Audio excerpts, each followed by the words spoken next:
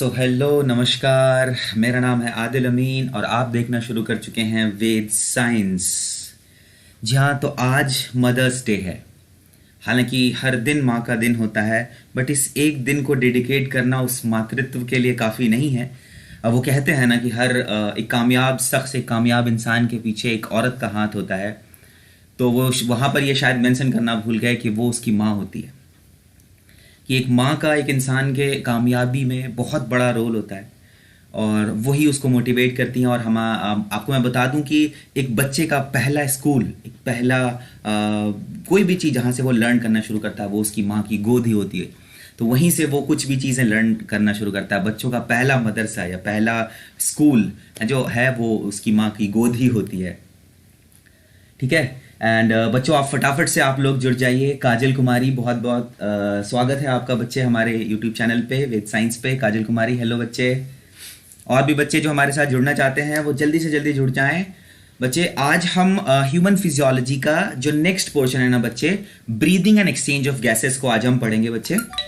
इसमें बच्चा हम ना कोशिश करेंगे कि हम सबसे पहले तो कौन कौन से ऑर्गेन्स एसोसिएटेड हैं ब्रीदिंग में, और उसके साथ साथ फिर उसकी मैकेनिज्म भी स्टडी कर लेंगे, एक्चुअली कैसे गैसियस एक्सचेंजेस होती है। बट बच्चा, यहाँ पर ना बहुत बच्चे इस बात को लेके हमेशा कंफ्यूजन में रहते हैं कि ब्रीदिंग और रेस्पिरेशन में फर्क क्या है। बहुत बच्चे कंफ्यूज हो जाते हैं कि ब्रीदिंग क्या है, रेस्पिरेशन क्या है ना। तो आज हम इस फाइनली आज जो है ये जो कंफ्यूजन बच्चों के जहन में कभी कभी 9th 10th या 7th 8th के बच्चों के में ना थोड़ी थोड़ी सी प्रॉब्लम। गुड आफ्टरनून संजीव, बहुत बहुत स्वागत है बच्चे। आ जाइए आ जाइए, आज बहुत इंपॉर्टेंट टॉपिक पढ़ने वाले हैं संजीव हम। काजल और सानवी भी एक बच्ची है, वो भी लास्ट क्लास में थी हमारी, सानवी। और ओम प्रकाश यादव, ओके। काजल कुमारी, ओके बच्चे, आपका पहला क्लास है। ओके बच्चे, तो आज हम इस क्लास को बच्चे काजल हम अपनी बेस्ट बनाने की कोशिश करेंगे बच्चे। मैं कोशिश करूंगा ना बच्चे कि आज आपको ब्रीदिंग ना थोड़ा हमारा जो रेस्पिरेटरी सिस्टम है, ह्यूमन का रेस्पिरेटरी सिस्टम, आपको अच्छे से समझा दूं। और साथ साथ इसके साथ साथ ना बच्चा मैं आपको कुछ और एक्स्ट्रा इंफॉर्मेशन दूं जो कि बहुत ही मजेदार है, बहुत मजा आने वाला है आज इस क्लास में। ठीक है बच्चे, बहुत बहुत स्वागत है आपका काजल, बहुत बहुत स्वागत है आपका। तो बच्चे शुरू करें हम लोग।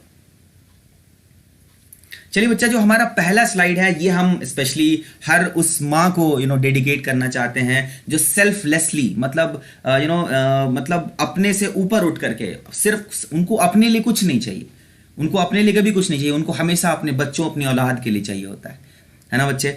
तो हमारे लिए तो आज छुट्टी है, कल छुट्टी है, ठीक है। अच्छा, श्रेया है, sorry sorry, Sanjeev Patwa, actually Shreya आ जाइए बच्चे, वेलकम बच्चे श्रेया।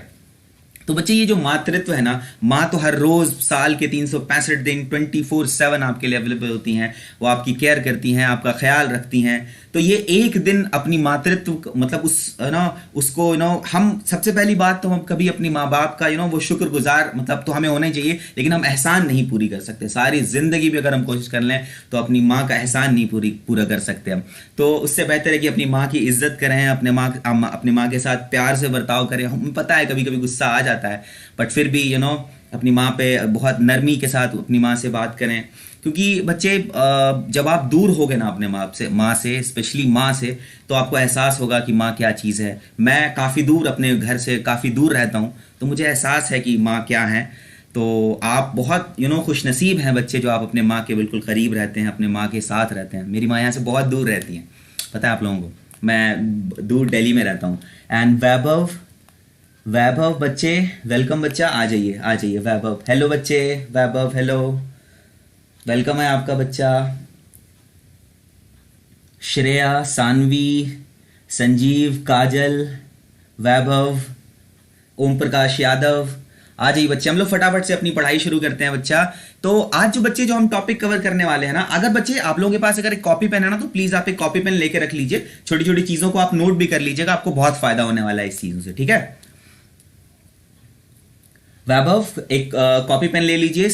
श्रेया, काजल, सारे के सारे एक एक कॉपी पेन ले लेंगे आप लोग, ठीक है, ताकि कोई भी चीज मैं आपको बताऊं तो उसको नोट कर लेंगे ना बच्चा, तो ये चीजें आपको जहन में रहेगी हमेशा, ठीक है। चलिए बच्चा, तो सबसे पहला जो बच्चा हमारा जो हम पढ़ने वाले हैं ना, वो हम पढ़ लेते हैं कि हम जानने की कोशिश करते हैं कि ब्रीदिंग एक्चुअली है क्या बच्चे। ब्रीदिंग क्या होता है बच्चा, वैभव बताएगा मुझे। वैभव, ब्रीदिंग क्या होती है बच्चे? बच्चे ब्रीदिंग होती है just inhalation and exhalation of air. ठीक है बच्चा, इनहेलेशन में हम क्या कर रहे होते हैं, इनहेलेशन में बच्चे हम लोग ऑक्सीजनेटेड ना एयर को, वो एयर जिसमें ऑक्सीजन का कॉन्सेंट्रेशन ज्यादा है उसको हम इनहेल करते हैं, नेजल कैविटी के थ्रू इनहेल करके कहां तक पहुंचाते हैं बच्चा, लंग्स तक पहुंचाते हैं, और लंग्स से फिर वहां पे गैसियस एक्सचेंज होता है जिसकी मैकेनिज्म मैं अभी आपको बताऊंगा बच्चा लोग को, और फिर वहां से फिर हम उसको एक्सेल आउट कर देते हैं। क्या करते हैं, inhalation exhalation is breathing, nothing else. ठीक है बच्चा, सिर्फ inhalation and exhalation he breathing कहलाती है बच्चा। और आपको पता है बच्चा कि जो इनहेलेशन एंड एक्सहेलेशन है ना बच्चा, ये जो ब्रीदिंग आप करते हो ना, ये बच्चा इनवॉलेंट्री है, ये आप इसको कमांड नहीं कर सकते, ये आपके वश में नहीं है। ठीक है, तो अभी आप बोलोगे यार तो मैं तो सर सांस रोक सकता हूं, वैभव, श्रेया, आप तो ये बोलोगे कि मैं तो सांस रोक सकता हूं, तो ये तो वॉलेंट्री होना चाहिए। लेकिन बच्चे तब बताइए जब आप गहरी नींद में सो रहे होगे तो आप सांस रोक लोगे क्या? नहीं रोक सकते बच्चे। जो ब्रीदिंग होती है ना ये इनवॉलेंट्री होती है, ऑटोमेटिकली आपकी सांस चलती रहती है। ठीक है, और ये जो सांस चलने की जो प्रोसीजर है इसको ब्रेन हैंडल करता है बच्चे। और ब्रेन में कहां से हैंडल होता है, मेडुला जो होता है ना आपके ब्रेन का हिस्सा, आपने ब्रेन वाला जो चैप्टर पढ़ा होगा तो उसमें मेडुला जो वाला जो हिस्सा होता है ना वो आपके ना ब्रीदिंग को कंट्रोल करता है, कब इनहेल करना है, कब एक्सहेल करना है, और कितनी तेजी से करना है और कितना धीरे करना है, ये पॉन्स कंट्रोल करता है। कौन कंट्रोल करता है बच्चे? ब्रेन का हिस्सा है बच्चा ये। ठीक है, मेडुला जो है आपके इनहेलेशन एंड एक्सहेलेशन को कंट्रोल करता है, और साथ साथ पॉन्स जो है उसकी रेट को कंट्रोल करता है कि एक बार में आप कितनी बार सांस लोगे और कितनी बार छोड़ोगे। ठीक है, और यूजुअली बच्चा एक मिनट में ना वी द ह्यूमन हम करीब 15 से 20 मरतबा है ना इनहेलेशन एंड एक्सहेलेशन कर लेते हैं, 15 से 20 मरतबा। अगर आप दौड़ रहे होगे या आप कुछ तेजी से बोल रहे होगे या फिर आप कुछ एक्सरसाइज कर रहे होगे तो ऑफकोर्स ना 15 से 20 मरतबा से भी ज्यादा भी पॉसिबल हो सकता है बच्चे, हो सकता है ना बच्चा। अच्छा एक चीज बताऊं आपको, एक होता है बच्चे सुपर वेंटिलेशन। मतलब क्या होता है ना, जब आप पानी के अंदर डूबोगे ना, जब जैसे पानी के अंदर डुबकी लगा के काफी देर पानी के अंदर बैठ जाते हो है ना, तो तब क्या होता है ना कि तब आप जो है काफी देर तक अपने ब्रीथ को, अपनी एक्सचेंज ऑफ गैसेस को, या फिर आप ब्रीदिंग को काफी देर तक रोक पाते हो। ठीक है, उसमें क्या होता है ना बच्चे, उसमें ना एक टेक्निक होता है, ज्यादा से ज्यादा जो मैक्सिमम जो कोई इंसान पानी के अंदर ना अपनी सांस को रोक के अगर स्टेबल रह पाया है तो वो सिर्फ 22 मिनट का रिकॉर्ड है। आप मुझे बताएं कि आप कितनी देर तक रोक के बैठ सकते हैं, आप अपनी कितनी देर को सांस को रोक सकते हैं। और ये अगर आप अच्छी देर तक 1-1.5 मिनट तक सांस को, 1 मिनट तक एटलीस्ट को सांस को रोक करके दोबारा से इनहेल कर सकते हैं, then your health is really your lung is really healthy. ठीक है बच्चा। सो बच्चा ब्रीदिंग में होता क्या है, ब्रीदिंग में ऑक्सीजनेटेड एयर लंग में आपके अंदर गश करती है और फिर एक्सहेलेशन में वो चीज बाहर आती है। तो अब एक बात बताइए, अब आप फील करने की कोशिश कीजिएगा। ठीक है, कि जब आप इनहेल करते हो तो ये जो थोरेसिस कैविटी है ना बच्चा, ये जो चेस्ट कैविटी के अंदर जो थोरेसिस कैविटी क्या कहते हैं, जहां पर लंग वाला जो हिस्सा है ना, डायफ्राम डिवाइड करता है बच्चे, है ना, तो वो एक डाइजेस्टिव वाला हिस्सा अलग होता है, ऊपर वाला ना थोरेसिस होता है जिसमें लंग वगैरह चीजें होती हैं। ठीक है बच्चा, तो लंग वगैरह जो होती है ना तो वो थोरेसिस कैविटी कहलाती है। तो जैसे आप जब इनहेल करते हो तो थोरेसिस कैविटी एनलार्ज हो जाती है। एनलार्ज हुई ना thoracic cavity, when you are inhaling, when you are gushing the air inside your lung, तो थोरेसिस कैविटी आपकी एनलार्ज हो गई। फिर आप उसको धीरे से एक्सहेल करते हो। ठीक है बच्चा, तो एक्सहेल करते हो, तो एक्सहेल करने के दौरान क्या हो रहा है कि आपकी थोरेसिस कैविटी सिकुड़ रही है, इनहेल करने में एनलार्ज हो रही है, एक्सहेल करने में सिकुड़ रही है ना। और एक बात बताऊं बच्चे, जो ऐसे यूजुअली आप नाक से भी सांस ले सकते हो, मुंह से भी सांस ले सकते हो। पता है घोड़ा एक जानवर है जो सिर्फ नाक से ले सकता है, मुंह से वो सांस नहीं ले पाता। हम मुंह से भी सांस ले सकते हैं, लेकिन घोड़ा जो होता है ना बच्चे वो मुंह से सांस नहीं ले सकता। ठीक है, तो एक चीज हो गई। और बच्चा एक चीज और मैं बता दूं कि बहुत लोगों को ऐसा लगता होगा ना कि बच्चे जो इनहेल कर रहे हैं, एक्सहेल कर रहे हैं, इसमें एनर्जी नहीं लगती। बच्चा इसमें भी एक्सहेलेशन में, इनहेलेशन में थोड़ी थोड़ी एनर्जी लगती, बहुत ज्यादा नहीं लगती। लेकिन इसको भी आप पैसिव क्या होता है बच्चे, जो पैसिव में जिसमें एनर्जी नहीं लग रही हो, एक्टिव जिसमें एनर्जी लग रही हो। तो आपको मैं बता दूं बच्चा, ये ब्रीदिंग भी जो है ना बच्चा, वो पार्शियली आप कह लीजिए कि एक्टिव है। कहीं ना कहीं हल्का फोर्स लगाना पड़ता है। ठीक है, सांस लेने के लिए भी हल्का फोर्स लगाना पड़ता है। तो इस तरह से आप ब्रीदिंग को कंप्लीटली पैसिव ना कह करके पार्शियली एक्टिव कह सकते हैं, है ना बच्चा, कि मतलब इसमें थोड़ी सी एनर्जी लगानी पड़ती है इनहेलेशन एंड एक्सहेलेशन में। तो बच्चा ये तो ब्रीदिंग थी, ये ब्रीदिंग थी। और अब रेस्पिरेशन समझिएगा। रेस्पिरेशन मैंने बच्चे आपको पिछले कुछ वीडियोस में आपको क्लियर भी करी है। तो रेस्पिरेशन और ब्रीदिंग में फर्क इतना है ना बच्चा, कि जो आप ब्रीद करते हो ना बच्चे, तो ऑक्सीजनेटेड एयर को जब आप अपने अंदर लंग के अंदर लेते हो तो लंग में गैसेस एक्सचेंज होती है और ब्लड में ऑक्सीजन का कॉन्सेंट्रेशन बढ़ जाता है, ब्लड तक ऑक्सीजन पहुंच गया और यहां से ना बच्चा वही ब्लड जो है ना उसको कैरी करते हुए जहां पर जरूरत है सेल को वहां तक पहुंचा देती है और वहां पर क्या होता है बच्चे, रेस्पिरेशन होता है। लेकिन ये रेस्पिरेशन, क्योंकि देखिए बच्चा क्या है ना कि इस पूरे सिस्टम को रेस्पिरेटरी सिस्टम इसलिए कहा जाता है क्योंकि ना ये इस रेस्पिरेशन को एड करता है, हेल्प करता है, क्योंकि ऑक्सीजन के बिना तो एनर्जी प्रोडक्शन हो नहीं सकती, बहुत मुश्किल है, नहीं हो पाएगी। तो उसके लिए क्या होता है, ऑक्सीजन आप इनहेल करते हो, गैसेस एक्सचेंज होती है और वहां से वो ब्लड के थ्रू जहां पर पहुंचनी होती है वहां पर पहुंचा दी जाती है और उसी ऑक्सीजन की प्रेजेंस से फिर आपको पता है ना कि सबसे पहले क्या होता है, रेस्पिरेशन, ग्लूकोज का ब्रेक डाउन होता है, ब्रेक डाउन के बाद फिर उस क्रेब्स साइकिल होती है, फिर आपको एनर्जी मिलती है। समझ आ रहा बच्चा? तो respiration is the break down of glucose, respiration is the break down of glucose to get energy. और जो ब्रीदिंग है बच्चा, it just inhalation and exhalation of air gases, that's it. ठीक है, रेस्पिरेशन एंड ब्रीदिंग में फर्क पता होना चाहिए बच्चे। और रेस्पिरेशन आप हमेशा याद रखिएगा बच्चा कि रेस्पिरेशन में एनर्जी लगती है, तो रेस्पिरेशन क्या हो गया, इट्स एन एक्टिव। तो ये वाला क्या हो गया, respiration is an active process. क्यों एक्टिव प्रोसेस? क्योंकि यहां पर एनर्जी लग रही है और एनर्जी प्रोड्यूस भी हो रही है ना। तो आपको मैंने रेस्पिरेशन अपने पिछले कुछ वीडियोस में पढ़ाया था बच्चों को। इसमें क्या पढ़ाया था बच्चा कि सबसे पहले जब ग्लूकोज टूटता है ना बच्चे, तो वो पायरुवेट में कन्वर्ट हो जाता है और इसको कि हम ग्लाइकोलाइसिस कहते थे। और ग्लाइकोलाइसिस के बाद पायरुवेट सिट्रिक एसिड साइकिल में या क्रेब्स साइकिल में जाता था, जहां फाइनली एटीपी जनरेशन होती थी। ठीक है, इसी को बच्चे हम रेस्पिरेशन कहते हैं। और रेस्पिरेशन को ना 3 हिस्सों में बांटा गया है। रेस्पिरेशन देखिए, जो नॉर्मल सेलुलर रेस्पिरेशन होता है ना बच्चे, जो सेल के अंदर रेस्पिरेशन हो रहा है ना, वहां पर ना 3 स्टेप में बांटा गया। सबसे पहले तो बच्चा ये देखिए, ग्लाइकोलाइसिस होगी, ग्लाइकोलाइसिस के बाद क्रेब्स साइकिल होगी, फाइनली इलेक्ट्रॉन ट्रांसपोर्ट सिस्टम होगा और तब जाके आपके अंदर एटीपी बन जाएगी। अगर आपको ये समझना है बच्चे कि ग्लाइकोलाइसिस, क्रेब्स साइकिल और इलेक्ट्रॉन ट्रांसपोर्ट सिस्टम, तो हमारे इसी चैनल पे बच्चे एक वीडियो दी हुई है, आपको बहुत अच्छे से समझ में आ जाएगा, कोई मसला नहीं होगा आपको। ठीक है वैभव, श्रेया, आ रहा है ना समझ में आप लोगों को बच्चे? काजल, आपको आ रहा है समझ में? रिप्लाई करिए हमें चैट बॉक्स में, हमारे बताइए कि आपको समझ में आ रहा है या नहीं आ रहा है। आपको फर्क समझ में आया रेस्पिरेशन और ब्रीदिंग का बच्चा लोग?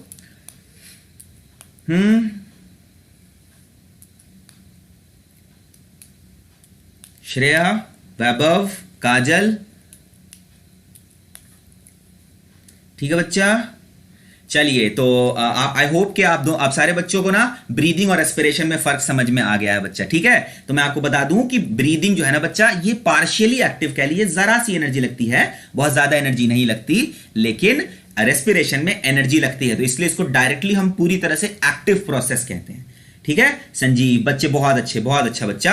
तो देखिए, ब्रीदिंग और रेस्पिरेशन आप दोनों को समझ, आप ये दोनों टॉपिक बच्चा लोग को समझ में आ गया। आगे बढ़े बच्चा। देखिए बच्चा, अब देखिए, सांस लेने के लिए हमारे को एक रेस्पिरेटरी ऑर्गन चाहिए होगा ना बच्चा। अगर हमें सांस लेना है, हमारे गैसेस एक्सचेंज होने हैं, तो हमारे लिए एक पार्टिकुलर कुछ ऑर्गन्स होगी बॉडी के अंदर में, होगी नहीं होगी? तो बच्चा देखिए कि according to the cellular organisation ना, कि जैसे जैसे अगर सिंगल सेलुलर है, छोटे छोटे सेल वाले फॉर्म पर हैं या उससे बड़े हैं, तो अभी आप देखिएगा कि किस तरह से कितने की तरह के ऑर्गन्स होते हैं और कैसे हम ह्यूमन के साथ साथ डिफरेंट एनिमल्स गैसियस एक्सचेंज करते हैं।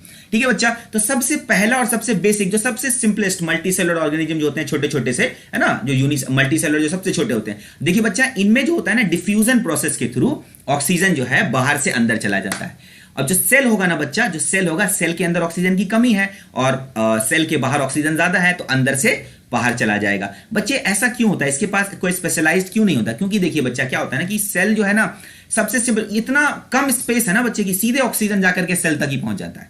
तो हमारे बॉडी में क्या हवा, हमारे मतलब एक बात बताइए, एक चीज हमें आप बताइएगा कि हमारी बॉडी में क्या डायरेक्टली ऑक्सीजन हमारे सेल तक पहुंच जाता है? नहीं पहुंचता ना। उसी के लिए हमारा एक रेस्पिरेटरी सिस्टम है ना बच्चे, हमारा एक प्रोसीजर है कि हम सांस लेंगे, फिर वो गैसेस एक्सचेंज होगा, फिर वो ब्लड में आएगा और ब्लड से फिर जाकर के फिर वो पर्टिकुलर सेल में पहुंचेगा। और ऐसा करें कि हम हवा में ही अपने हाथ को रख लें, तो यहीं से गैसेस एक्सचेंज तो वो करेगा नहीं ना बच्चा। हमारे लिए एक प्रॉपर एक सिस्टम है जिसको हम रेस्पिरेटरी सिस्टम कहते हैं।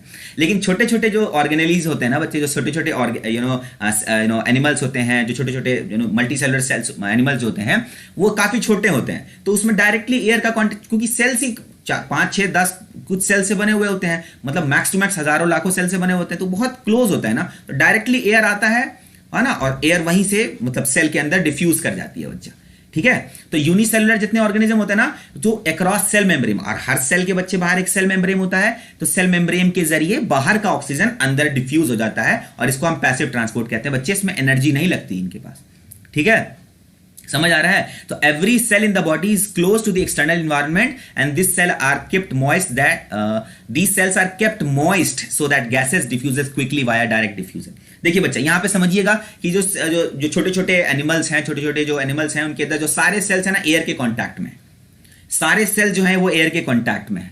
अब जो एयर के कॉन्टैक्ट में वहीं से डायरेक्ट डिफ्यूजन हो जा रहा है, डायरेक्ट डिफ्यूजन हो जा रहा है। तो इस तरह का जो डिफ्यूजन होता है इसको डायरेक्ट डिफ्यूजन कहते हैं। क्या कहते हैं? Direct diffusion. यही इनकी रेस्पिरेटरी ऑर्गन, इनकी जो सेलुलर मेम्ब्रेन है, यही इनकी रेस्पिरेटरी ऑर्गन भी है। बाहर से सीधे डायरेक्ट डिफ्यूजन के थ्रू ऑक्सीजन बाहर से सेल के अंदर पहुंच जाती है डायरेक्टली। यहां पर डायरेक्ट इसको डिफ्यूजन कहा जा रहा है। क्यों डायरेक्ट कहा जा रहा है? क्योंकि डायरेक्टली सेल तक ऑक्सीजन को पहुंचा दी चली जा रही है।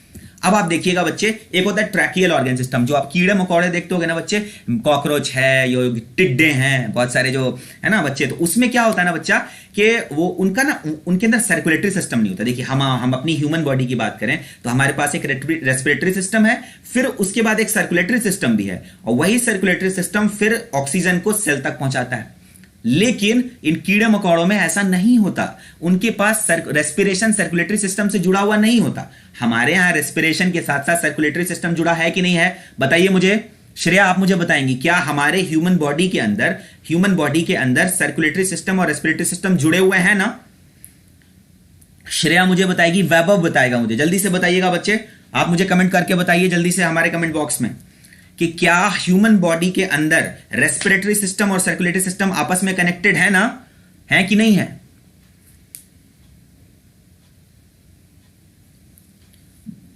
जल्दी जल्दी जल्दी, कम ऑन। जो बताएगा जल्दी से बताओ, कौन बताता है मुझे सबसे पहले जल्दी से बताइए कि क्या हमारी ह्यूमन बॉडी के अंदर हमारी रेस्पिरेटरी सिस्टम हमारी सर्कुलेटरी सिस्टम से डायरेक्टली कनेक्टेड है या नहीं है? जी हां बच्चों, हमारा रेस्पिरेटरी सिस्टम हमारे सर्कुलेटरी सिस्टम से डायरेक्टली कनेक्टेड है बच्चे। वहीं पर ऑक्सीजन का ना एक्सचेंज होता है। अभी मैं जब आपको एल्विलाई बताऊंगा, जब मैं आपको गैसेस एक्सचेंज समझाऊंगा ना बच्चा लोग, तो वहां पर मैं आपको बताऊंगा कि ऑक्सीजन कैसे एल्विलाई से निकल करके ब्लड तक पहुंचती है। ठीक है ना बच्चा? तो बच्चे, हमारा जो ह्यूमन रेस्पिरेटरी सिस्टम है वो डायरेक्टली सर्कुलेटरी सिस्टम से जुड़ा हुआ होता है। ठीक है, बट इन ये जो कीड़े मकोड़े होते हैं ना, इनके साथ ऐसा नहीं है। इनके बॉडी पे ना बच्चे एक छोटे छोटे ओपनिंग्स होते हैं जो डायरेक्टली जो है क्या करते हैं, insect is highly specialised type of respiratory system called tracheal system. Insects में किस तरह के रेस्पिरेटरी सिस्टम होती है बच्चे? इसको कहते हैं ट्रैकियल सिस्टम। इसमें छोटे छोटे ट्यूब्स होते हैं बच्चे, छोटे छोटे ट्यूब्स होते हैं जो बाहर, ये अपनी ना रेस्पिरेशन, अपनी बॉडी ब्रीदिंग जो करते हैं अपनी बॉडी से ऊपर करते हैं। इनके बॉडी पे छोटे छोटे पोर्स होते हैं जिनके थ्रू ऑक्सीजन एंटर करता है और ट्यूब के जरिए पहुंच जाता है। ठीक है बच्चा? और जो ओपनिंग होती है ना बच्चा, उसको स्पाइरकल्स कहते हैं। क्या कहते हैं? स्पाइरकल्स कहते हैं, स्पाइरकल्स कहते हैं। ठीक है बच्चा? तो जो ट्रैकियल रेस्पिरेटरी सिस्टम में सर्कुलेटरी सिस्टम का कोई इन्वॉल्वमेंट नहीं होता। इनकी रेस्पिरेटरी ऑर्गन इनकी बॉडी पे होती है और बॉडी पे स्पाइरकल्स होता है, स्पाइरकल्स के थ्रू ही ऑक्सीजन एंटर कर जाती है। ठीक है? ठीक है जी। और लोअर एनिमल्स में आपने देखा कि डायरेक्ट डिफ्यूजन हो गया, बाहर से ऑक्सीजन से सीधे सेल के अंदर ऑक्सीजन पहुंच गई। इस वाले में कैसे पहुंची है? एक ट्रैक के थ्रू पहुंची है, एक ओपनिंग होती है इनके बॉडी के ऊपर जिसको हम स्पाइरकल्स कहते हैं, और इन्हीं के थ्रू एक ट्यूब कनेक्टेड होती है। अल्टीमेटली ये इनके और रेस्पिरेटरी सिस्टम तक पहुंच जाता है। समझ आया? दोनों समझ में आ गया बच्चों को, है ना? डायरेक्ट डिफ्यूजन समझ में आ गया और ट्रैकियल रेस्पिरेटरी सिस्टम समझ में आ गया। आया नहीं आया?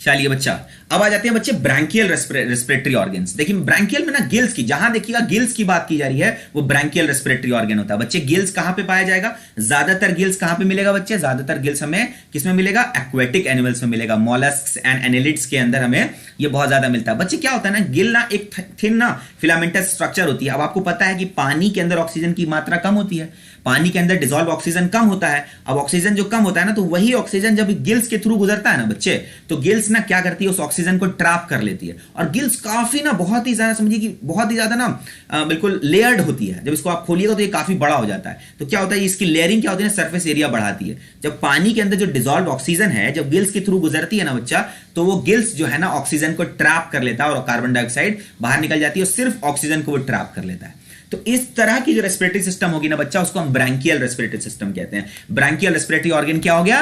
गिल हो गया। क्या हो गया? गिल। और ट्रैकियल रेस्पिरेटरी ऑर्गन क्या हो गया? एक ट्रैकिया हो गया विद एन ओपनिंग कॉल स्पाइरकल्स। ठीक है बच्चा लोग? ओके जी, आगे बढ़ते हैं। ठीक है, अब देखिए बच्चा क्यूटेनियस ऑर्गन, ये मेढक देख रहे हैं, आपने देखा होगा बहुत सारा मेढक। देखिए बच्चा क्यूटेनियस इसलिए कह रहे हैं ना क्योंकि आउटर मोस्ट लेयर है। इनके पास ना बच्चे दो तरह से ना ये कर सकते हैं। ठीक है, रेस्पिरेशन जो है बच्चा, इनके गैसेस एक्सचेंज इनके पास दो तरह से हो सकते हैं। या तो कि ये अपने जो इनके ना ये जो गैसेस एक्सचेंज करते हैं अपने स्किन से करते हैं। आप मेढक को देखिएगा ना, मेढक एम्फीबियन होता है, ये पानी में भी सर्वाइव कर पाता है और ये जमीन पे भी सर्वाइव करता है। तो जब ये पानी के अंदर होता है और ये स्पेशली ये चाहे ये जमीन पर हो या पानी पर हो, दोनों जगह ये स्पेशली अपने लंग को इस्तेमाल कर सकता है। ठीक है, और स्पेशली क्यूटेनियस लेयर जो इनका बॉडी का जो स्किन का जो लेयर होता है, ये जब पानी के अंदर होता है तब ज्यादातर इस्तेमाल करता है। ठीक है, और इनके स्किन के थ्रू ही गैसेस एक्सचेंज होती है। ठीक है, और गैसेस एक्सचेंज होने के लिए स्किन का गीला होना बहुत जरूरी है। ठीक है, और जब तक कि स्किन गीली नहीं होगी तब तक गैसेस एक्सचेंज नहीं होगा। तो क्यूटेनियस का मतलब स्किन के थ्रू जब गैसेस एक्सचेंज होगी तो बच्चे उसको क्यूटेनियस रेस्पिरेटरी सिस्टम कहते हैं। और जो ऑर्गन है वो स्किन है। क्या है बच्चे, बताइएगा मुझे फटाक से। तो सबसे पहला वाला क्या था, डायरेक्ट डिफ्यूजन, जो छोटे छोटे स्मॉलर माइक्रो ऑर्गेनिजम्स में होता है। उसके बाद आप देखिए, उसके बाद आपने देखा कि क्या है कि ट्रैकियल रेस्पिरेटरी सिस्टम, जिसमें एक ट्रैकिया होता है, ट्यूब लाइक स्ट्रक्चर होता है, जिसकी ओपनिंग्स का नाम स्पाइरिकल्स कहते हैं और ज्यादातर इंसेक्ट्स में ये पाया जाता है। और ब्रैंकियल किस में पाया जाता है बच्चे, गिल्स की बात की जाती है। और गिल्स कहां मिलेगा आपको, एक्वेटिक एनिमल्स में मिलेगा। क्यूटेनियस किस में मिलता है बच्चे, स्किन के थ्रू। कहां पे हो रहा है, स्किन के थ्रू एम्फीबियंस में होता है, फ्रॉग में होता है। ओके, अब आ जाते हैं बच्चा, एक मैं आपको बता दूं रेस्पिरेटरी ऑर्गन ऑफ बर्ड्स। एक बात ध्यान से सुन लीजिएगा। देखिए मैं आपको बताता हूं, बर्ड्स ना देखिए उनके पास भी लंग्स होता है, उनके पास भी लंग होता है। लेकिन उसकी लंग ना जैसे हमारी जो शेप बदल सकती है, दब सकती है, फूल सकती है। हमारी क्या होती है कि कभी श्रिंक करती है फिर फूल जाती है, ऐसा होता है ना। लेकिन देखिए मैं आपको बताऊं, बर्ड्स का जो लंग होता है ना बच्चे, वो श्रिंक और नहीं होता, वो अपने स्टेट पे मेंटेन रहता है। क्यों ना, क्योंकि उसके पास ना प्लूरल कैविटी नहीं होती, क्योंकि वो एक लिक्विड नहीं होता जिसके वो सिकोड़ सके और फूल सके। तो बर्ड्स का जो लंग होगा ना बच्चे, वो सिकोड़ और फूल नहीं होगा, वो अपने स्टेट पे मेंटेन रहता है, वो इन्फ्लेट नहीं करता। ठीक है, और इनके पास डायफ्राम भी नहीं होता। और चूंकि बच्चे ना इनको बहुत ज्यादा एयर की ऑक्सीजन की जरूरत होती है, और उड़ने में तो ज्यादा ताकत लगती है ना, तो ताकत ज्यादा कब पूरी होगी, ताकत के लिए पूरी एटीपी होगी। एटीपी कैसे बनेगा, ऑक्सीजन से बनेगा। तो गैसेस एक्सचेंज जो है ना डायरेक्ट एयर कैपिलरीज से है ना आपके ब्लड कैपिलरीज तक पहुंचा दिए। इनके पास एल्वियोलाई नहीं होता। रेस्पिरेटरी बर्ड वाला जो होगा ना, बर्ड्स जितने होंगे उनके लंग्स में एल्वियोलाई नहीं होते बच्चे। ठीक है, समझ आया बच्चा लोग को। तो डिफरेंट टाइप्स ऑफ आपने रेस्पिरेटरी ऑर्गन्स देख लिया। सबसे पहले आपने डायरेक्ट डिफ्यूजन देखा, फिर आपने क्या देखा, ट्रैकिया देखा, दैट मींस उसके ओपनिंग को स्पाइरिकल्स कहते हैं। फिर ब्रैंकियल देखा जिसमें गिल्स आता है, क्यूटेनियस में स्किन आता है। और रेस्पिरेटरी ऑर्गन ऑफ बर्ड की जब बात की गई तो लंग में इनके एल्वियोलाई नहीं होता।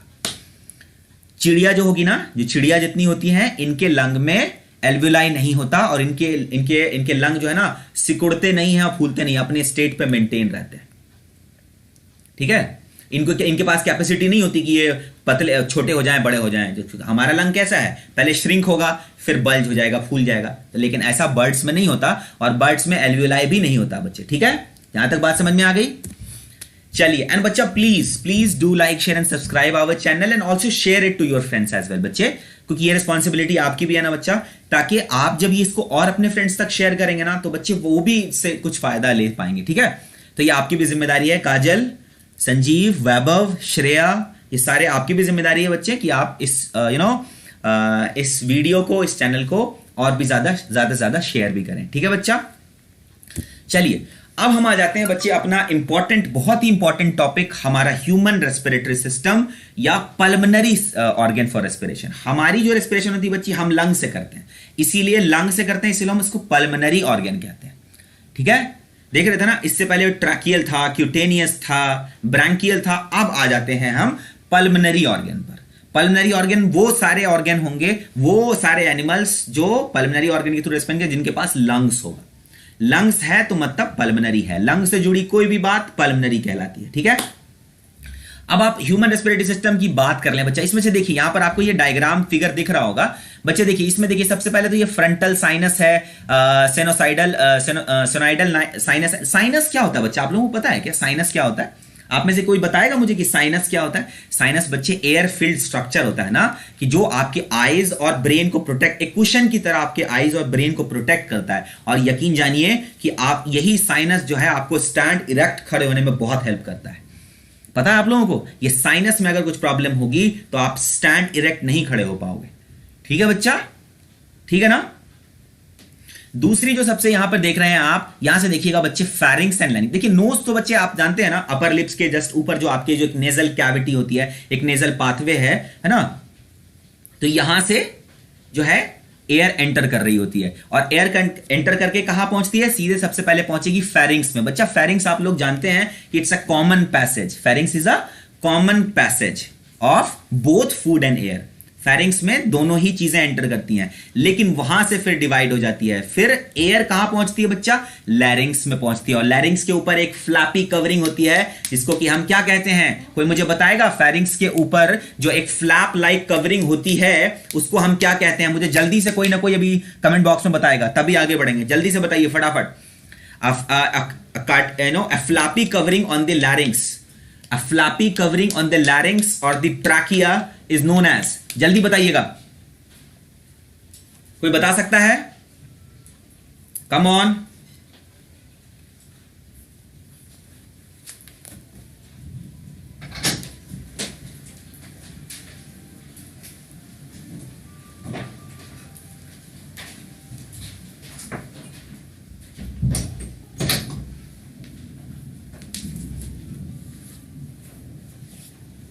Nobody, come on.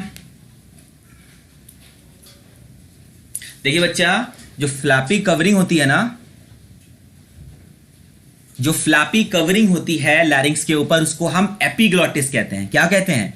एपिग्लॉटिस कहते हैं। ठीक है, और ये प्रिवेंट करता है कि जब आप फूडों को ग्लूट कर रहे होते हो ना, ग्लूटेशन जब हो रही होती है, जब खाने को आप अंदर सॉलो कर रहे होते हो, तो वो एपिग्लॉटिस क्या करती है? उस लैरिंग्स के ऊपर एक फ्लैपी कवरिंग बना लेती है, ताकि कुछ आपके विंड पाइप में जा ना सके। ठीक है बच्चा, तो मेन पर्पस एपिग्लॉटिस का यही है।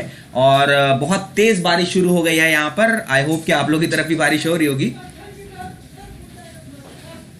ठीक है बच्चे, on in its hello storm going on in Delhi right now. चलिए हम आगे बात करते हैं बच्चा। तो नेक्स्ट जो पोर्शन है बच्चे, फिर आप यहां से लैरिंग्स से सीधे वो ट्रैकिया तक बात पहुंचती है। ट्रैकिया से फिर वो कहां तक आएगा? ये इज द मेन। ट्रैकिया बच्चे एक कार्टिलेजिनस स्ट्रक्चर होता है, लेकिन ये एक हेलाइन कार्टिलेजिनस स्ट्रक्चर है। इसको हेलाइन स्ट्रक्चर इसलिए कह रहे हैं बच्चा, क्योंकि ना इसके ना जो इसकी जो स्ट्रक्चर होती है ना, जो कार्टिलेज होती है, काफी स्ट्रांग होती है ना, काफी स्ट्रांग, बहुत ही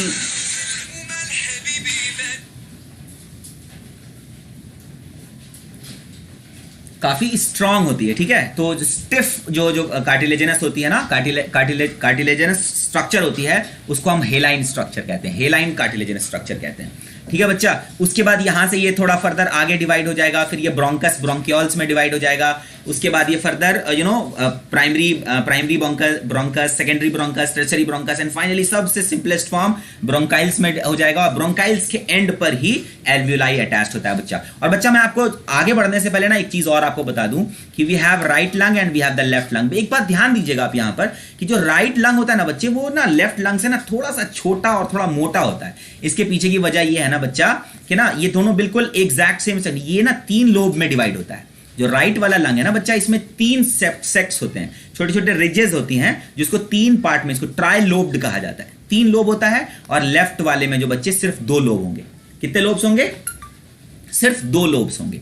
ठीक है, और सबसे निचले वाला जो पोर्शन होता है, जो मस्कुलर स्ट्रक्चर होती है, जिसको कि हम क्या कहते हैं? डायफ्राम कहते हैं। क्या कहते हैं बच्चा लोग? डायफ्राम कहते हैं, जो पुश किया हुआ रहता है। जैसे आप जब सांस लेते हो, इनहेल करते हो, तो डायफ्राम जो है आपको लंग को ऊपर की तरफ पुश करता है। आई होप कि यहां तक बात समझ में आ गई बच्चा लोगों को। चलिए एक एक करके सब कुछ बात करने की कोशिश करते हैं। सबसे पहला जो टॉपिक है बच्चा, वो है conducting part of the respiratory system, कि आपके जो एयर की कंडक्शन हो रही है। तो इन मैमल्स में ना बच्चे, जो पल्मोनरी वेंटिलेशन क्या हो रहा है कि आपके नाक के जरिए एयर एंटर कर रही है। Inhalation when air enters the body through the nasal cavity. आपको पता है कि आपके अंदर, आपके लंग्स तक एयर कैसे पहुंच रही है बच्चा?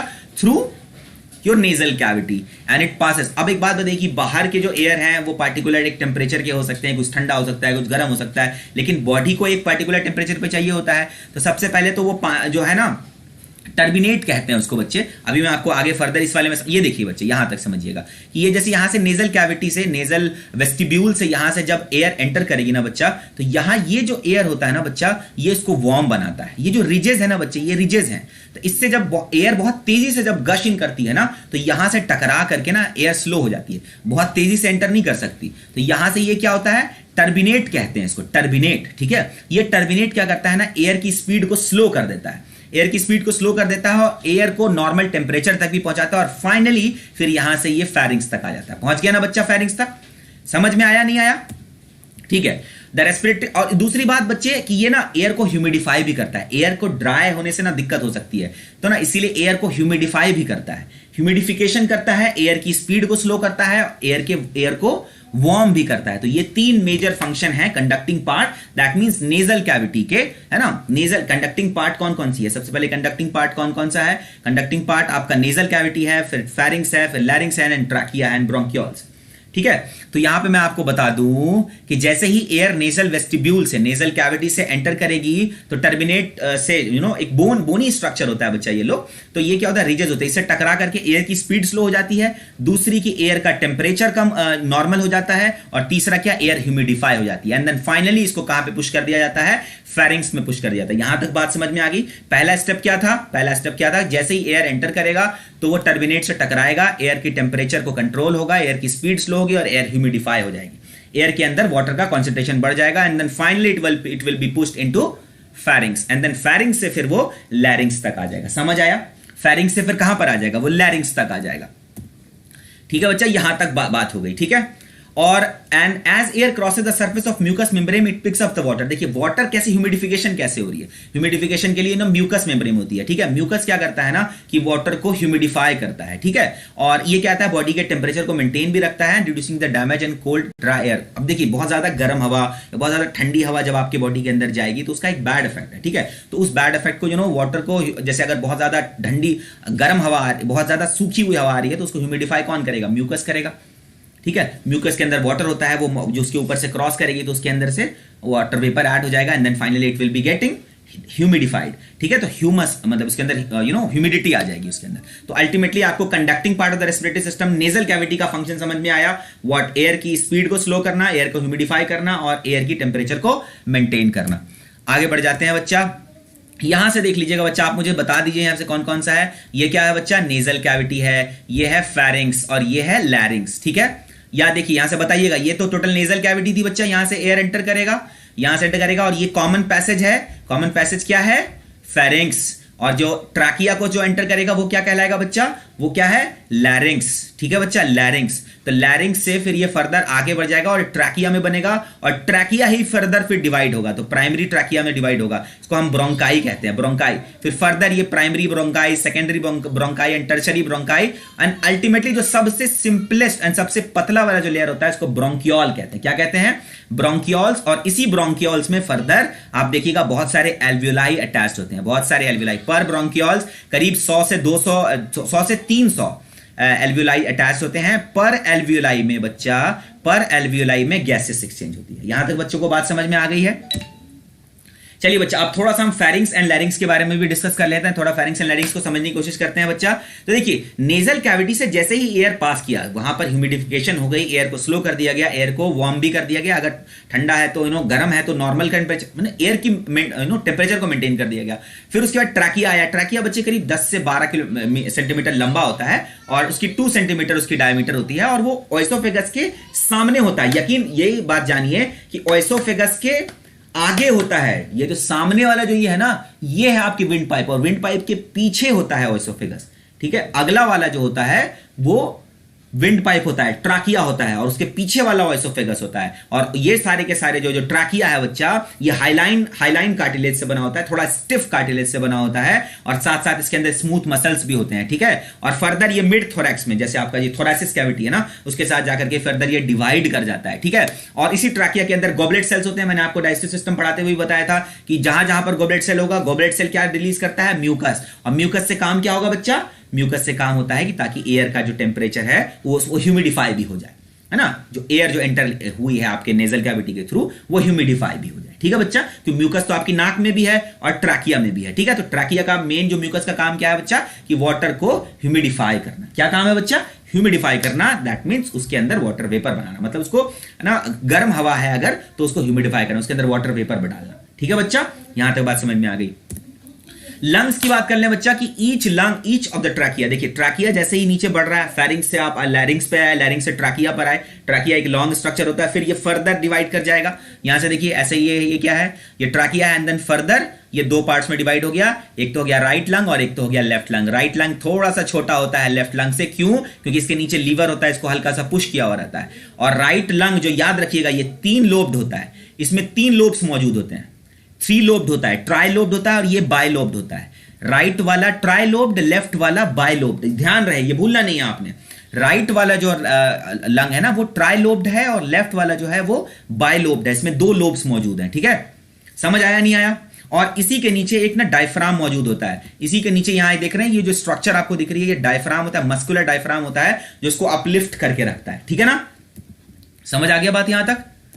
ठीक है जी, अब आगे बढ़ जाते हैं, जरा सा देख लीजिए यहां पर।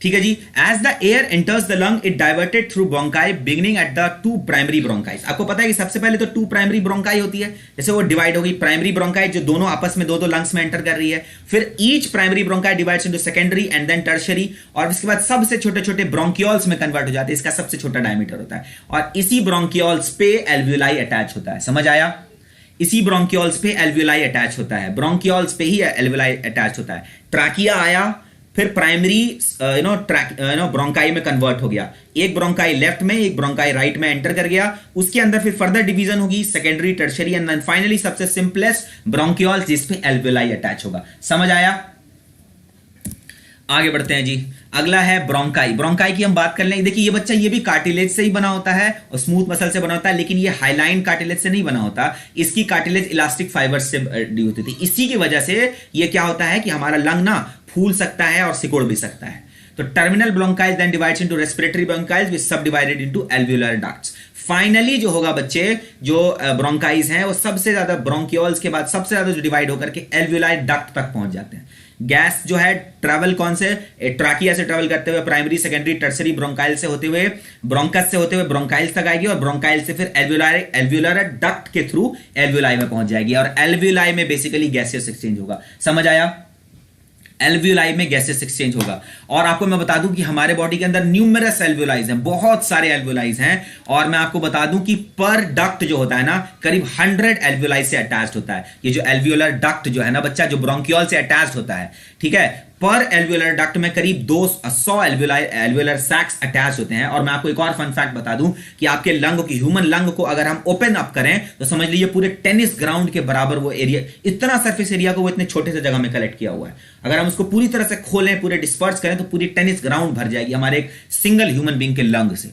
ठीक है, और each sac contains 20 to 30 alveoli, तो 100 एल्वियोलर सैक, और एक सैक में 20 से 30 एल्वियोलाई होती है जहां पर एक्चुअल गैसेस एक्सचेंज होता है बच्चे। एल्वियोलाई में एक्चुअल गैसियस एक्सचेंज होता है।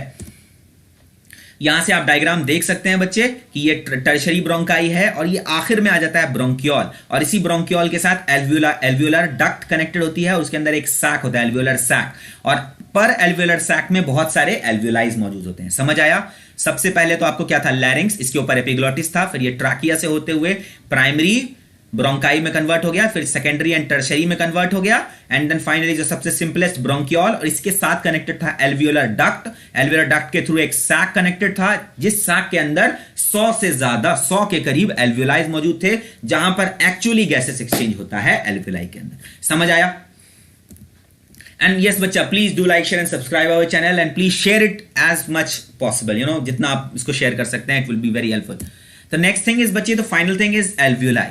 बच्चा एल्वियोलाई की बात कर लें कि ये तो थिन वॉल्ड पैरेन्काइमल सेल, बच्चा इसको पैरेन्काइमल सेल हम क्यों कहते हैं? पैरेन्काइमल सेल्स कहते हैं बच्चे इसके अंदर स्पेस होते हैं, ठीक है, और ये आपने पैरेन्काइमेटस टिश्यू पढ़ा होगा ना, है ना, यू नो, प्लांट टिश्यूज में पैरेन्काइमेटस, उसी तरह बच्चे इसके अंदर बहुत स्पेसेस होते हैं, ठीक है, और ये डायरेक्ट कॉन्टैक्ट, और इसके अंदर बहुत ही ज्यादा ना, यू नो, कैपिलरीज का बहुत बड़ा, यू नो, डेंस नेटवर्क होता है। एल्वुलाई के अंदर ही कैपिलरीज का, ब्लड के कैपिलरीज का बहुत ज्यादा एक डेंस कनेक्टिव नेटवर्क होता है, ठीक है। इसी तरह रेस्पिरेटरी सिस्टम हमारे सर्कुलेटरी सिस्टम के थ्रू कनेक्टेड रहते हैं थ्रू एल्वुलाई, क्योंकि एल्वुलाई के ऊपर एक पैरेन्काइमाटस सेल होते हैं जिसके अंदर बहुत सारी डेंस नेटवर्क ऑफ कैपिलरीज होती है, जहां पर एक्चुअली एयर से ऑक्सीजन को निकाल के ब्लड में ट्रांसफर किया जाता है और ब्लड से कार्बन डाइऑक्साइड को इधर ट्रांसफर किया जाता है, जिसको मैकेनिज्म ऑफ गैसेस एक्सचेंज कहते हैं, जो कि हम अपनी नेक्स्ट क्लास में इसको डिस्कस करेंगे।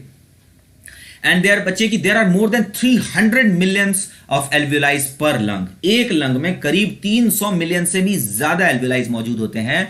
और मैं बता दूं कि each alveolar sac is so many sacs at the end of each alveolar duct. Each alveolar duct के बाहर में बहुत सारे क्या होते हैं बच्चा, क्या होते हैं, एल्वुलाई सैक होता है, और पर एल्वुलाई सैक में बहुत सारे एल्वुलाइज होते हैं। तो बच्चा समझ में आया कि नहीं आया? ब्रोंकियोल्स तक आई होप कि आपको समझ में आ गया होगा। ब्रोंकियोल्स के बाद एल्वुलर डक्ट होता है, एल्वुलर डक्ट के बाद एम्ब्रियो सैक होता है, और एल्वुलर सैक होता है। उस एल्वुलर सैक के अंदर में एल्वुलाइज होता है, ठीक है। Alveoli actually we have more than 300 millions of alveoli per lung. एल्वुलाइज की बात की है, एल्वुलाइज सैक की बात नहीं की जा रही है, ठीक है। तो organisation produce a very large surface area that is available for gas exchange. तो बच्चे क्या हो रहा है, इससे बहुत ज्यादा जो नंबर ऑफ एल्वुलाइज बढ़ रही है बच्चे, इससे क्या हो रहा है कि गैसेस एक्सचेंज का सरफेस एरिया बहुत ज्यादा बढ़ जा रहा है। इससे गैसेस एक्सचेंज ज्यादा से ज्यादा हो पा रही है। गैस सरफेस एरिया बढ़ाने का मैं एक एग्जांपल आपको बता दूं। आपने दांतमन देखा है क्या?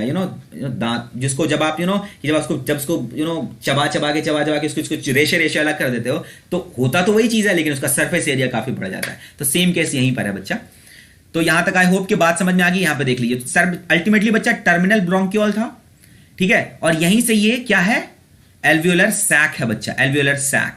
और इसी एल्वुलर सैक के अंदर एक इंडिविजुअल एल्वुलाई है, जो एक पैरेन्काइमा सेल से बना होता है, जिसके अंदर strong network, dense network of capillaries होती है, और एक्चुअली यहीं पर क्या होता है, गैसियस एक्सचेंज होता है। समझ आ गया? समझ आया नहीं आया आप लोगों को?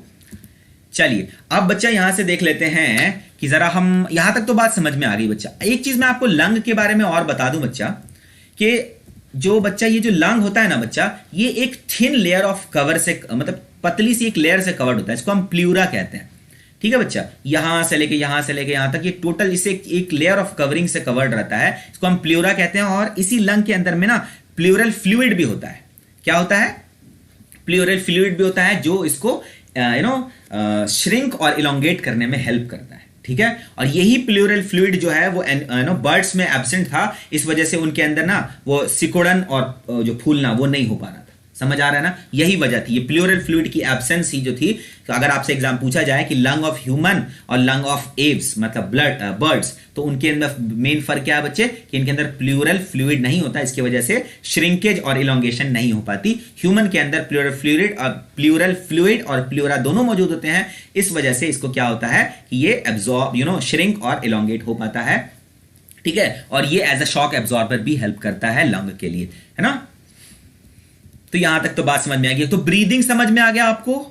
ब्रीदिंग के साथ साथ आपको जो है फर्दर आपको ये भी समझ में आ गया कि इसके अंदर कौन कौन से ऑर्गन्स एसोसिएटेड हैं और सबकी क्या क्या कॉन्ट्रीब्यूशंस हैं, ठीक है। यहां तक बात समझ में आ गई। फाइनली हम देख लीजिए, ये तक हमारा रेस्पिरेटरी ऑर्गन्स जितने थे वो हमने कवर कर लिया। हमने सबक्यूटेनियस लेवल, हमने ब्रोंकाइस लेवल, हमने ट्रैकियल, सारे पल्मनरी, सारे के सारे हमने कवर कर लिए हैं। अब हम अपनी नेक्स्ट क्लास में हम मैकेनिज्म समझेंगे कि एक्चुअली गैसेस एक्सचेंज होती कैसे है। फाइनली ये वीडियो कंप्लीट करने से पहले हम स्टेप्स ऑफ रेस्पिरेशन देख लेते हैं कि जैसे ही ब्लड में ऑक्सीजन पहुंचा गैसेस एक्सचेंज के थ्रू, तो वहां से वो ऑक्सीजन क्या हो जाएगा बच्चे, एल्वुलर मेम्ब्रेन के थ्रू, वो डिफ्यूजन के थ्रू कहां पे पहुंचेगा, है ना, ब्लड में आएगा। और ब्लड से फिर वो कहां कैरी किया जाएगा, जहां जिस सेल में उसकी जरूरत है वहां तक पहुंचाई जाएगी। फिर वही ऑक्सीजन फिर फर्दर इस्तेमाल किया जाएगा कैटाबॉलिक प्रोसेस ऑफ रेस्पिरेशन। बच्चे मैंने यहां पर रेस्पिरेशन को कैटाबॉलिक लिखा है, बट मैं आपको बता दूं कि respiration is both catabolic and anabolic, जिसके लिए मैंने एक लेक्चर बनाया हुआ है, आप चाहें तो वहां जाकर के देख ले। बट मैं इसलिए कैटाबॉलिक कह रहा हूं क्योंकि ग्लूकोज टूट करके पायरुवेट बनेगी, ठीक है। रेस्पिरेशन में सबसे पहला स्टेप ग्लाइकोलाइसिस होता है, जिसमें 6 कार्बन मॉलिक्यूल टूट करके 3 कार्बन के मॉलिक्यूल बनते हैं, जिसको हम पायरुवेट कहते हैं। तो बच्चों को यहां तक तो बात समझ में आ गई है, आई होप, ठीक है। तो इस वाले वीडियो लेक्चर में इतना ही, और हम नेक्स्ट में हम आपको मैकेनिज्म ऑफ ब्रीदिंग समझाएंगे, और हो सकता है इस वाले चैप्टर को हम टोटल कंप्लीट भी कर लें, और उसके बाद हम PYQs लेकर के आएंगे प्रीवियस ईयर क्वेश्चंस पे। बच्चों आप हमारे साथ, अगर आप चाहते हैं कि ये वाली जो वीडियो लेक्चर जिसके अंदर जो PPT का इस्तेमाल किया गया है ये हम आप तक पहुंचा दें, तो आपको हमारे साथ टेलीग्राम चैनल से जुड़ना पड़ेगा @VedSciences।